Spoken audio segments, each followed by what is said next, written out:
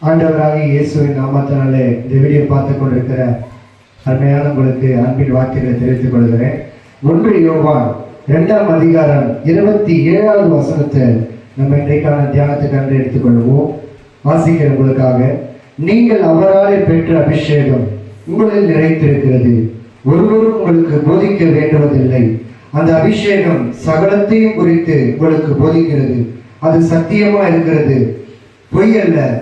அது உங்களுக்கு போதித்தபடியே அவரில் நிலைத்திருப்பீர்களாக. அருமையானவர்களே, நீங்கள் அவராலே பெற்ற அபிஷேகம், ஆண்டவராகிய இயேசு கிறிஸ்து நம்மை அபிஷேகிக்கிறதா இருக்கிறார். அவருடைய அபிஷேகத்தை நாம் பெற்றுக்கொள்ளும் பொழுது அந்த அபிஷேகம் உங்களை நிலைத்திருக்கிறதா இருக்கிறது. நீங்கள் செய்கிற ஒவ்வொரு காரியங்களிலும் அந்த அபிஷேகம் பெருகுகிறதாக இருக்கிறது. உபவாசிக்கும் பொழுது, ஜெபிக்கும் பொழுது, ஆவியில நிரம்பி அந்நிய பாஷையில நம்ம ஜெபிக்கும் பொழுது, பேசும் பொழுது, அந்த அபிஷேகத்தை நம்ம அனல் மூட்டி எழுப்பும் பொழுது அது நமக்குள்ள நிலைத்திருக்கிறதா இருக்கிறது. ஒருவரும் உங்களுக்கு போதிக்க வேண்டியதில்லை. இந்த உலகத்துல அநேக ஊழியக்காரர்கள் இருக்கிறாங்க, அநேக விதமான இந்த வேத ஆராய்ச்சியாளர்கள் இருக்கிறார்கள். ஆனால் நமக்குள்ள அவர் கொடுத்த அந்த அபிஷேகம் நமக்கு எல்லாவற்றையும் கற்றுத் தருகிறதா இருக்கிறது. ஒருவரும் உங்களுக்கு போதிக்க வேண்டுவதில்லை, இது தப்பு, இது சரி என்பதை அந்த அபிஷேகம் உங்களுக்கு போதிக்கிறதா இருக்கிறது. அந்த அபிஷேகம் சகலத்தையும் குறித்து உங்களுக்கு போதிக்கிறதா இருக்கிறது.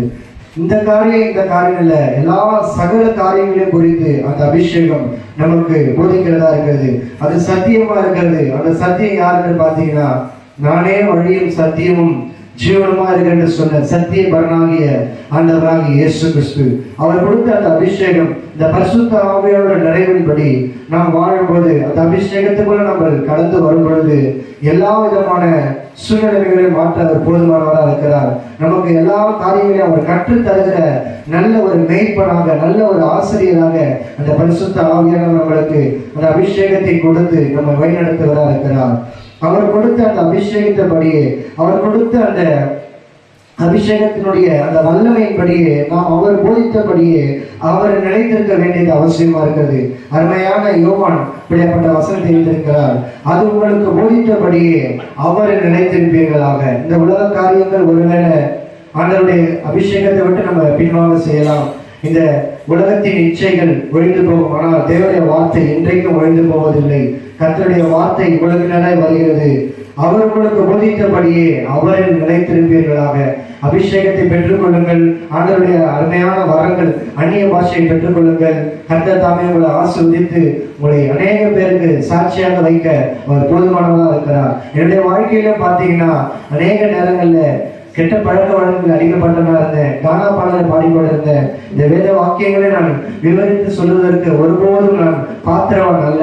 ஆண்டவராகிய இயேசு கிறிஸ்து அபிஷேகம் பண்ணினபடியினால், அவருடைய கிருபையை நான் பெற்றிருக்கிறபடியினால் இப்பொழுது மத்தியில இந்த வார்த்தையை நான் இடத்துல பகிர்ந்து கொள்கிறேன். என்னை தாழ்த்தி கர்த்தருடைய கரங்களை நான் ஒப்புக் கொடுக்கிறேன். கர்த்தர் தாமே இந்த வீடியோவை பார்க்கிற ஒவ்வொருவரையும் ஆசீர்வதித்து சமாதானத்திலையும் சந்தோஷத்திலையும் விசுவாசத்திலையும் பெருக செய்வாராக. கர்த்தர் தாமே உங்களை ஆசீர்வதிப்பாராக. Amen. Amen. God bless you.